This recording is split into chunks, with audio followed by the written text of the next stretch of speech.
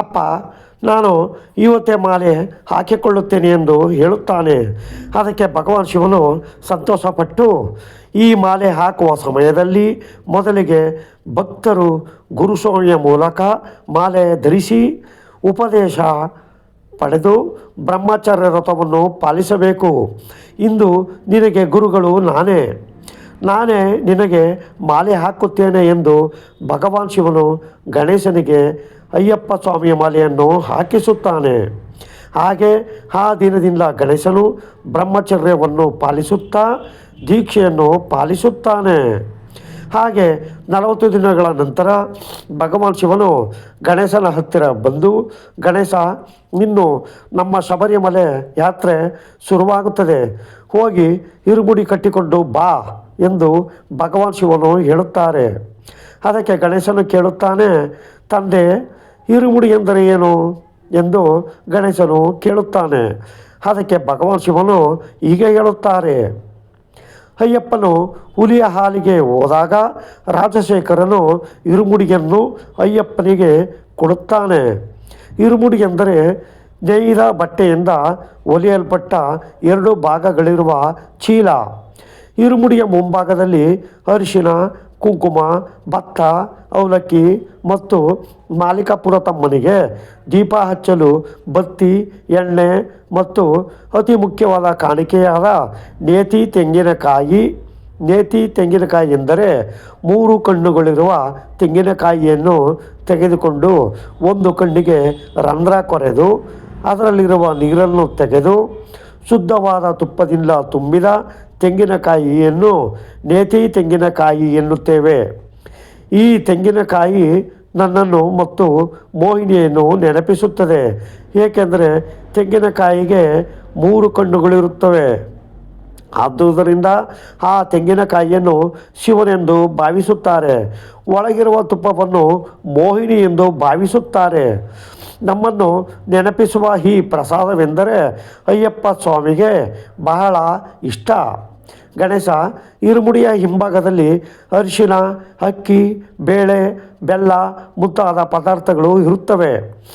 ಶಬರಿಮಲೆಗೆ ಹೋಗುವಾಗ ಈ ಇರುಮುಡಿಯನ್ನು ತಲೆಯ ಮೇಲೆ ಇಟ್ಟುಕೊಂಡು ಹೋಗುತ್ತಾರೆ. ಮಧ್ಯದಲ್ಲಿ ಹಸಿವಾದರೆ ಈ ಪದಾರ್ಥಗಳಿಂದ ಆಹಾರ ತಯಾರಿಸಿಕೊಂಡು ತಿನ್ನುತ್ತಾರೆ. ಈ ಪ್ರಯಾಣದಲ್ಲಿ ಸ್ವಲ್ಪ ಸ್ವಲ್ಪವಾಗಿ ಇರುಮುಡಿಯಲ್ಲಿರುವ ಪದಾರ್ಥಗಳು ಕಡಿಮೆಯಾಗುವಂತೆ ಅವರ ಅಹಂಕಾರವೂ ಸಹ ತೊಲಗಬೇಕು ಎಂದು ಅಯ್ಯಪ್ಪನು ಭಾವಿಸುತ್ತಾನೆ. ನಾವು ಸಹ ಈ ಇರುಮುಡಿಯನ್ನು ಕಟ್ಟಿಕೊಂಡು ಹೋಗಬೇಕು. ನಿನಗಂತೂ ಮೊದಲೇ ಹಸಿವು ಜಾಸ್ತಿ ಅಲ್ಲವೇ ಗಣೇಶ ಎಂದು ನಗುತ್ತಾ ಭಗವಾನ್ ಶಿವನು ಹೇಳುತ್ತಾನೆ. ಪಾರ್ವತಿ ದೇವಿ ಇಬ್ಬರಿಗೂ 2 ಇರುಮುಡಿಗಳನ್ನು ಕಟ್ಟಿ ಅವರ ತಲೆಯ ಮೇಲೆ ಇಡುತ್ತಾಳೆ. ಹಾಗೆ ಶಿವ ಮತ್ತು ಗಣೇಶ ಇರುಮುಡಿಯನ್ನು ತಲೆಯ ಮೇಲೆ ಇಟ್ಟುಕೊಂಡು ಶಬರಿಮಲೆಗೆ ಹೊರಡುತ್ತಾರೆ. ಈ ಪ್ರಯಾಣ ಬಹಳ ಚೆನ್ನಾಗಿರುತ್ತದೆ ಗಣೇಶ. ಸಂಪೂರ್ಣವಾಗಿ ಈ ಶಬರಿಮಲೆ ಪ್ರಯಾಣವನ್ನು ಹೇಗೆ ಮಾಡಬೇಕೆಂದು ಹೇಳುತ್ತೇನೆ ಕೇಳು ಎಂದು ಪ್ರಯಾಣ ಮಾಡುತ್ತಾ ಹೇಳುತ್ತಾರೆ. ಪ್ರಯಾಣ ಶುರು ಮಾಡಿದ ಭಕ್ತರೆಲ್ಲರೂ ಏರುಮಲೆ ಎಂಬ ಸ್ಥಳದಲ್ಲಿ ಎಲ್ಲರೂ ಸೇರುತ್ತಾರೆ. ಏರುಮಲೆಯನ್ನು ಶಬರಿಮಲೆಗೆ ಪ್ರವೇಶ ದ್ವಾರ ಎಂದು ಹೇಳುತ್ತಾರೆ.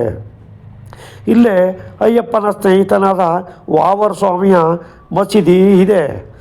ಭಕ್ತರೆಲ್ಲರೂ ವಾವರ್ ಸ್ವಾಮಿಗೆ ನಮಸ್ಕರಿಸಿ ವಿಭೂತಿಯನ್ನು ತೆಗೆದುಕೊಳ್ಳುತ್ತಾರೆ. ಈ ಎರಿಮಲೆಯಲ್ಲಿಯೇ ಮುಖ್ಯವಾದ ಘಟ್ಟವಾದ ಪೆಟ್ಟೆ ತೊಳಲೆಂಬ ಕಾರ್ಯಕ್ರಮ ನಡೆಯುತ್ತದೆ. ಭಕ್ತರೆಲ್ಲರೂ ಮನಸ್ಸಿನಲ್ಲಿರುವ ದುಃಖಗಳೆಲ್ಲ ಹೋಗುವವರೆಗೂ ನಾಟ್ಯ ಮಾಡುತ್ತಾ ಭಜನೆಗಳನ್ನು ಮಾಡುತ್ತಾರೆ. ಪೆಟ್ಟೆ ತುಳಲು ಮುಗಿದ ನಂತರ ಕನ್ಯಾಸ್ವಾಮಿಗಳಿಗೆ ಒಂದು ಕೋಲಿನ ತುಂಡು ಮತ್ತು ಒಂದು ಕಪ್ಪು ಬಣ್ಣದ ದಾರವನ್ನು ಕೊಡುತ್ತಾರೆ. ನೀನು ಸಹ ಇದೇ ಮೊದಲ ಬಾರಿಗೆ ಮಾಲೆ ಹಾಕಿದ್ದೀಯಾ, ಹಾಗಾಗಿ ನೀನು ಸಹ ಕನ್ಯಾಸ್ವಾಮಿಯೇ ಗಣೇಶ. ಇಗೋ, ನೀನು ಈ ಕೋಲಿನ ತುಂಡನ್ನು ತೆಗೆದುಕೋ, ಇದು ಬಹಳ ಮುಖ್ಯವಾದ ಕೋಲಿನ ತುಂಡು ಎಂದು ಕೊಡುತ್ತಾರೆ. ಆಗ ಗಣೇಶನು ಹೇಳುತ್ತಾನೆ, ಅಪ್ಪ, ಮಾಲೆ ಹಾಕಿಕೊಂಡ ಪ್ರತಿಯೊಬ್ಬರಿಗೂ ಒಂದು ಹೆಸರಿರುತ್ತದೆಯೇ? ಒಮ್ಮೆ ಎಲ್ಲ ಸ್ವಾಮಿಗಳ ಹೆಸರುಗಳನ್ನು ವಿವರಿಸುತ್ತೀರಾ ಎಂದು ಕೇಳುತ್ತಾನೆ. ಆಗ ಭಗವಾನ್ ಶಿವನು ಗಣೇಶನಿಗೆ ಹೇಳುತ್ತಾರೆ, ಸರಿ ಗಣೇಶ ಎಂದು ಹೇಳಿ ಹೀಗೆ ಹೇಳುತ್ತಾರೆ.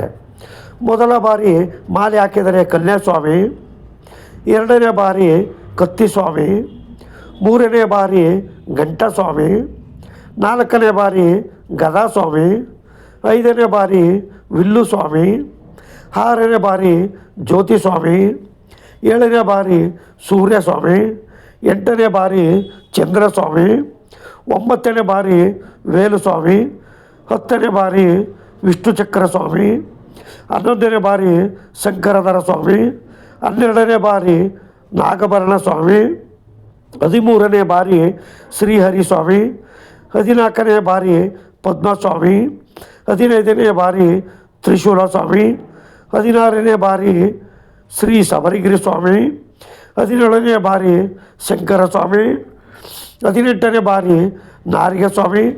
ಅನಂತರ ಎಷ್ಟು ಬಾರಿ ಮಾಲೆ ಹಾಕಿದರೂ ಅವರನ್ನು ಗುರುಸ್ವಾಮಿ ಎಂದು ಕರೆಯುತ್ತಾರೆ ಗಣೇಶ ಎಂದು ಹೇಳಿ ಮತ್ತೆ ಪ್ರಯಾಣ ಶುರು ಮಾಡುತ್ತಾರೆ. ಅನಂತರ ಅಲ್ಲಿದ್ದ ಸ್ವಾಮಿಗಳು ಪ್ರಯಾಣ ಮುಂದುವರಿಸಿ ಪೇರೆತೋರು ಕೊಟ್ಟೆಯ ಪಾಡಂ ಎಂಬ ಪ್ರದೇಶಗಳನ್ನು ದಾಟಿ ಕಾಲಿಕಟ್ಟೆ ಎಂಬ ಪ್ರದೇಶಕ್ಕೆ ಹೋಗುತ್ತಾರೆ.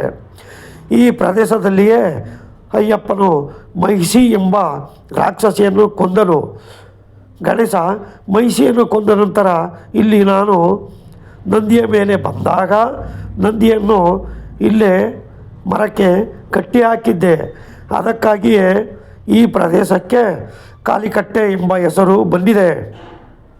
ಅನಂತರ ಸ್ವಾಮಿಗಳು ಅಳುದ ನದಿಯಲ್ಲಿ ಸ್ನಾನ ಮಾಡಿ ಆ ನದಿಯಲ್ಲಿ ಮುಳುಗಿ ಕಲ್ಲುಗಳನ್ನು ತೆಗೆದುಕೊಂಡು ದಾರಿಯಲ್ಲಿರುವ ಕಲ್ಲಿನ ಕುಂಡ್ರಂ ಸೇರಿ ಮಹಿಷಿಯನ್ನು ಸಮಾಧಿ ಮಾಡಿದ ಸ್ಥಳದಲ್ಲಿ ಆ ಕಲ್ಲುಗಳನ್ನು ಇಡುತ್ತಾರೆ. ಗಣೇಶ ಅದಕ್ಕಾಗಿಯೇ ಈ ಸ್ಥಳವನ್ನು ಕಲ್ಲಿನ ಕುಂಡ್ರಂ ಎಂದು ಕರೆಯಲಾಗುತ್ತದೆ. ಅನಂತರ ಇಂಜಿಪರೆ ಕೋಟೆಯನ್ನು ದಾಟಿ ಊರಂಪೇರಿಯ ಕೋಟೆಯಲ್ಲಿ ಶ್ರೀ ಭೋಗನಾಥನನ್ನು ಪೂಜಿಸಿ ಅಲ್ಲಿರುವ ವಿಭೂತಿ ಭಸ್ಮವನ್ನು ತೆಗೆದುಕೊಳ್ಳುತ್ತಾರೆ. ನಂತರ ಶಬರಿಮಲೆಗೆ ಹೋಗುವ ದಾರಿಯಲ್ಲಿ ಪವಿತ್ರ ನದಿಯಾದ ಪಂಪಾ ನದಿಯಲ್ಲಿ ಸ್ನಾನ ಮಾಡುತ್ತೇವೆ. ಈ ನದಿಯ ತೀರದಲ್ಲಿಯೇ ನಾನು ಮತ್ತು ವಿಷ್ಣುವಿನ ಅವತಾರವಾದ ಮೋಹಿನಿ ಅಯ್ಯಪ್ಪನು ಜನಿಸಿದ ದಿನವೇ ಬಿಟ್ಟು ಹೋದೆವು. ಇಲ್ಲಿ ರಾಜಶೇಖರನಿಗೆ ನಮ್ಮ ಅಯ್ಯಪ್ಪನು ಕಾಣಿಸಿದನು. ಗಣೇಶ ಅಂದಿನಿಂದ ಈ ನದಿಯಲ್ಲಿ ಸ್ನಾನ ಮಾಡಿದರೆ ಇಲ್ಲಿಯವರೆಗೆ ಜೀವನದಲ್ಲಿ ಮಾಡಿದ ಪಾಪಗಳೆಲ್ಲ ತೊಲಗಿ ಹೋಗುತ್ತದೆ. ಏಕೆಂದರೆ ನಾನು ಮತ್ತು ವಿಷ್ಣುವಿನ ಅವತಾರವಾದ ಮೋಹಿನಿ ಈ ನದಿಯಲ್ಲೇ ನಡೆದಿದ್ದೇವೆ. ಈ ಪಾದಸ್ಪರ್ಶಕ್ಕೆ ತಾಗಿದ ಈ ನದಿಯು ಬಹಳ ಪವಿತ್ರವಾದದ್ದು. ಅದಕ್ಕಾಗಿಯೇ ಪ್ರತಿಯೊಬ್ಬ ಭಕ್ತನು ಈ ನದಿಯಲ್ಲಿ ತಪ್ಪದೆ ಸ್ನಾನ ಮಾಡಬೇಕು. ಅನಂತರ ಇಲ್ಲಿರುವ ವಿಗ್ರಹವನ್ನು ಪೂಜಿಸಬೇಕು ಎಂದು ಹೇಳುತ್ತಾರೆ. ಆಗ ಗಣೇಶನು ಕೇಳುತ್ತಾನೆ, ಅಪ್ಪ ಇದು ನನ್ನ ವಿಗ್ರಹವೇ ಅಲ್ಲವೇ ಎಂದು ಆಶ್ಚರ್ಯದಿಂದ ಕೇಳುತ್ತಾನೆ. ಅದಕ್ಕೆ ಭಗವಾನ್ ಶಿವನು ಹೇಳುತ್ತಾರೆ, ನಾನು ಹೇಳಿದೆ ಅಲ್ಲವೇ ಗಣೇಶ, ನಿನಗೆ ಅಯ್ಯಪ್ಪನು ಯಾರೆಂದು ತಿಳಿದಿದ್ದರೂ ನಿಮ್ಮ ತಮ್ಮನಿಗೆ ನಿನ್ನ ಬಗ್ಗೆ ಚೆನ್ನಾಗಿ ತಿಳಿದಿದೆ. ಯಾವುದೇ ಕೆಲಸವನ್ನು ಪ್ರಾರಂಭಿಸುವ ಮೊದಲು ನಿನ್ನ ಅನುಗ್ರಹವಿರಬೇಕು. ನಿನ್ನ ಅನುಗ್ರಹವಿದ್ದರೆ ಪ್ರಾರಂಭಿಸಿದ ಕೆಲಸ ಸಲೀಸಾಗಿ ಸಾಗುತ್ತದೆ ಎಂದು ಅಯ್ಯಪ್ಪನಿಗೆ ಚೆನ್ನಾಗಿ ತಿಳಿದಿದೆ ಎಂದು ಹೇಳುತ್ತಾರೆ. ಗಣೇಶನು ಇದನ್ನು ಕೇಳಿ ಬಹಳ ಸಂತೋಷ ಪಡುತ್ತಾನೆ. ಅಯ್ಯಪ್ಪನನ್ನು ನೋಡಲು ಗಣೇಶನಿಗೆ ಇನ್ನೂ ಆಸಕ್ತಿ ಹೆಚ್ಚಾಗುತ್ತದೆ. ಹಾಗೆ ಗಣೇಶನ ವಿಗ್ರಹಕ್ಕೆ ನಮಸ್ಕರಿಸಿ ಶಬರಿಮಲೆ ಬೆಟ್ಟದ ಮೇಲಿನ ಯಾತ್ರೆಯನ್ನು ಪ್ರಾರಂಭಿಸುತ್ತಾರೆ. ಅಪ್ಪಾಜಿ ಮೇಡು ದಾಟಿದ ನಂತರ ನೀಲಿ ಮಾಲೆಯನ್ನು ತಲುಪುತ್ತಾರೆ.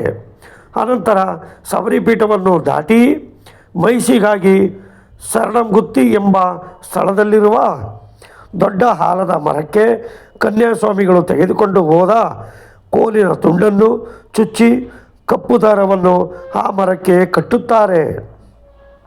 ನಿನಗೆ ಕೊಟ್ಟ ಆ ಕೋಲಿನ ತುಂಡನ್ನು ಚುಚ್ಚಿ ಕಪ್ಪು ದಾರವನ್ನು ಕಟ್ಟು ಎಂದು ಗಣೇಶನಿಗೆ ಹೇಳುತ್ತಾರೆ. ಆಗ ಗಣೇಶನು ಕೇಳುತ್ತಾನೆ, ಅಪ್ಪ ಈಗ ಏಕೆ ಮಾಡಬೇಕು ಎಂದು ಕೇಳುತ್ತಾನೆ. ಆಗ ಭಗವಾನ್ ಶಿವನು ಹೇಳುತ್ತಾರೆ, ಅಯ್ಯಪ್ಪನು ಮಹಿಷಿಯನ್ನು ಕೊಂದ ನಂತರ ಅವಳ ದೇಹದಿಂದ ಒಂದು ದಿವ್ಯವಾದ ಬೆಳಕು ಬಂದು ಆ ಬೆಳಕಿನಲ್ಲಿಂದ ಒಬ್ಬ ಸುಂದರ ಮಹಿಳೆ ಬರುತ್ತಾಳೆ. ಅವಳೇ ಮಾಳಿಕಾಪುರದಮ್ಮ. ಪೂರ್ವಜನ್ಮ ಶಾಪದಿಂದಾಗಿ ಮಹಿಷಿಯ ರೂಪದಲ್ಲಿ ಜನಿಸಿ ಅಯ್ಯಪ್ಪನ ಕೈ ತಗುಲಿದ ಕೂಡಲೇ ಅವಳಿಗೆ ಶಾಪ ವಿಮೋಚನೆ ಸಿಕ್ಕಿತು. ಗಣೇಶ ಅವಳ ಅಯ್ಯಪ್ಪನನ್ನು ನೋಡಿ, ನೀವು ನನಗೆ ಬಹಳ ಇಷ್ಟವಾಗಿದ್ದೀರಿ, ನೀವು ನನ್ನನ್ನು ವಿವಾಹ ಮಾಡಿಕೊಳ್ಳಿ ಎಂದು ಕೇಳುತ್ತಾಳೆ. ಅದಕ್ಕೆ ಅಯ್ಯಪ್ಪ ಸ್ವಾಮಿ ಒಪ್ಪುವುದಿಲ್ಲ, ನಾನು ಅಜನ್ಮ ಬ್ರಹ್ಮಚಾರಿಯಾಗಿ ಇರಲು ಬಯಸುತ್ತಿದ್ದೇನೆ ಎಂದು ಎಷ್ಟೇ ಹೇಳಿದರೂ ಮಾಲಿಕಪುರ ತಮ್ಮ ಕೇಳದೆ ಬೇಡಿಕೊಳ್ಳುತ್ತಾಳೆ. ಆಗ ಅಯ್ಯಪ್ಪನು ಮಾಲಿಕಪುರ ತಮ್ಮನಿಗೆ ಒಂದು ಮಾತು ಕೊಡುತ್ತಾ, ಇಲ್ಲಿ ಈ ಬೆಟ್ಟಗಳ ಮೇಲೆ ನನಗೆ ಒಂದು ದೇವಾಲಯವನ್ನು ನಿರ್ಮಿಸುತ್ತಾರೆ.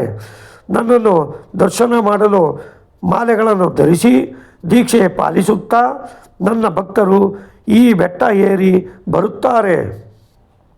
ಯಾವ ವರ್ಷ ಕನ್ಯಾಸ್ವಾಮಿಗಳು ನನ್ನನ್ನು ದರ್ಶನ ಮಾಡಲು ಬರುವುದಿಲ್ಲವೋ ಆ ದಿನ ನಾನು ನಿನ್ನನ್ನು ಮದುವೆ ಮಾಡಿಕೊಳ್ಳುತ್ತೇನೆ ಎಂದು ಮಾತು ಕೊಡುತ್ತಾನೆ.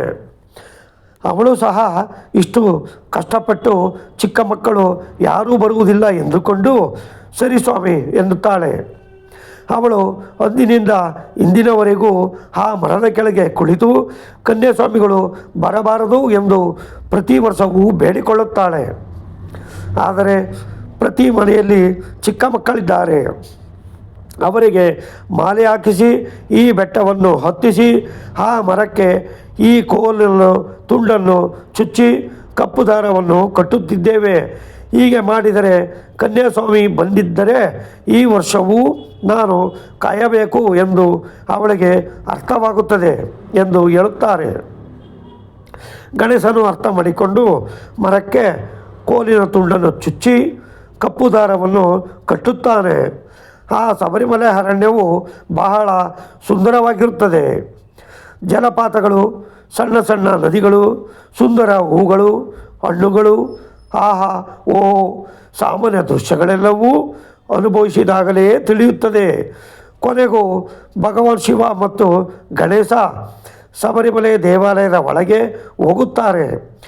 ಜೋರಾಗಿ ಸ್ವಾಮಿಯೇ ಶರಣಮಯ್ಯಪ್ಪ ಎಂದು ಸ್ಮರಿಸುತ್ತಾ ಭಗವಾನ್ ಶಿವನು ಗಣೇಶನ ಕೈ ಹಿಡಿದು ಮೊದಲಿಗೆ 18 ಚಿನ್ನದ ಮೆಟ್ಟಿಲುಗಳನ್ನು ಏರುತ್ತಾರೆ.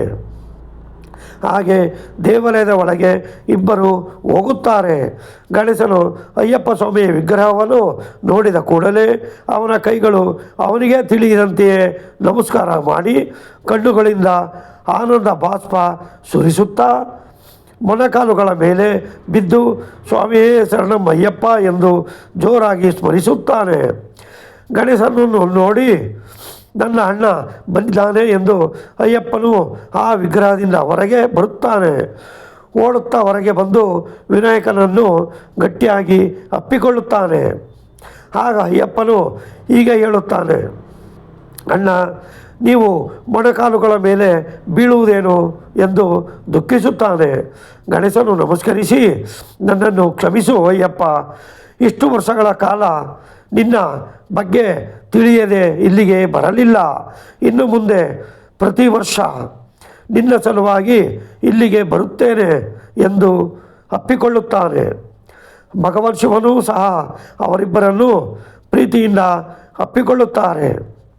ಶಿವನು ನಗುತ್ತಾ, ಗಣೇಶ ನೀನು ಭಾಳ ಕಷ್ಟಪಟ್ಟು ಬೆಟ್ಟ ಏರಿ ಬಂದಿದ್ದೀಯ ಅಲ್ಲವೇ, ನೀನು ಏನು ಹೊರಬೇಕು ಕೇಳಿದರೂ ಅಯ್ಯಪ್ಪನು ನೆರವೇರಿಸುತ್ತಾನೆ, ನಿನಗೆ ಏನು ಬೇಕು ಕೇಳು ಎಂದು ಹೇಳುತ್ತಾರೆ.